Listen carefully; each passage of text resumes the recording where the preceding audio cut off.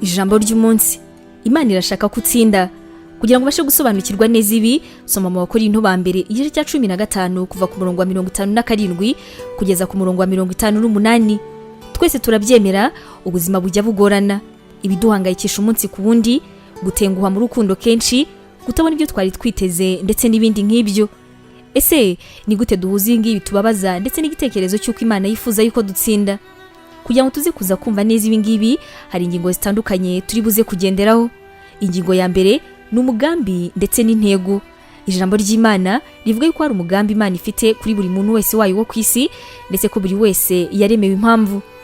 Ikintu cya kabiri tugomba gutekerezaho ni ukubaho kw'Imana. Imana ntabwo ishaka ko dukora ku byo twita gutsinda kwacu, kubera yuko yohereje Mwuka Wera ngo azabane natwe muri byose. Icya gatatu ni impano zidasanzwe. Imana buri muntu wese yamuhaye impano y'umwuka ijyanye n'ibyo yifuza mu buzima ko yazakora. Akazi kacu rero ni ukumenya ngo Imana yampaye ni iyihe, ese nihe nayikoresha. Imana tubasha kuvugana nayo amasaha 24 kuri 24. Yaduhaye impano nziza yo kwisanga ahantu hose yabiri, ubundi tukaganira nayo uko bwije n'uko bukeye, uko tubishatse, kandi tukizera yuko twumva iri bunaze kudusubiza. Buri muntu wese ku isi Imana yamuhaye ibyifuzo byo gushaka kugera ku byo atekereza. Imana irashaka ko tugera kuri izi nzozi zacu binyuze mu kuduhindura mu ishusho nk'iya Kristo. Tutitaye kubitugora, tukaba tugomba kwizera ndetse no kubona ibimenyetso by'Imana kwidukunda cyane. Imana irifuza yuko dutsinda, bityo rero ibingibi bikadufasha kubaha gutsinda nyako, kuba mu gihe witwaye nka Yesu ukitwara nkawe cyane. Imana iguha umugisha. Tangirana umunsi wawe n'ibyishimo watewe n'ijambo ry'Imana, ukora subscribe hano kuri NEMI TV.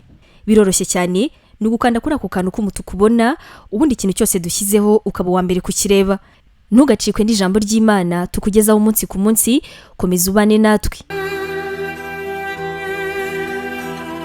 Waba utekereza ko wahamagariwe gukora umurimo w'Imana?